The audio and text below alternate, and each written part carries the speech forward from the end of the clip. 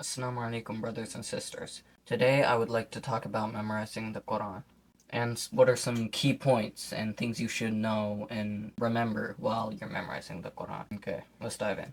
The first thing I would like to alliterate is one of the more obvious things that you would see. It's just repetition is key. I know people who all they would do is just every day they would just put on Quran and they would put in their headphones and they would just listen as they went about our day. Not this, it's not the best way to memorize the Quran.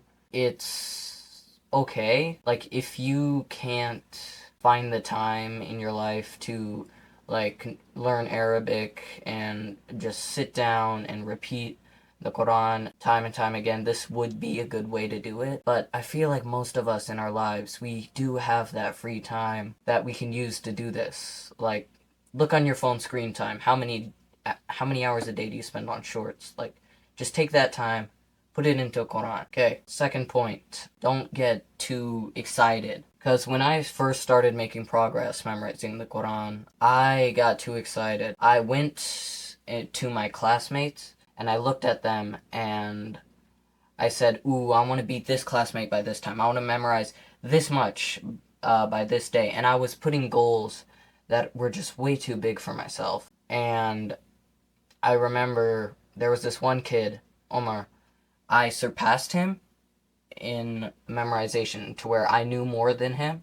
One day, I knew more than him. And that day, I thought I was gonna, I was gonna finish better than him. But now he's way ahead of me because he stayed consistent doing a little bit of Quran every day.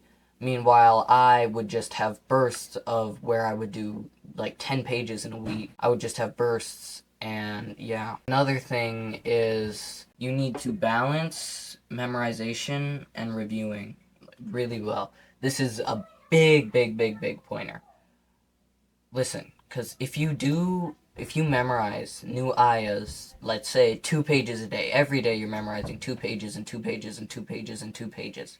And let's say it takes you an hour and a half to do those 2 pages, and you have 2 hours a day for Quran. You're only gonna have 30 minutes a day to revise. And okay, so it'll take you about 2 weeks to memorize a juz. And in that time, you would have spent around, let's say, 20-ish hours memorizing new Quran, but only like 7 revising the Quran.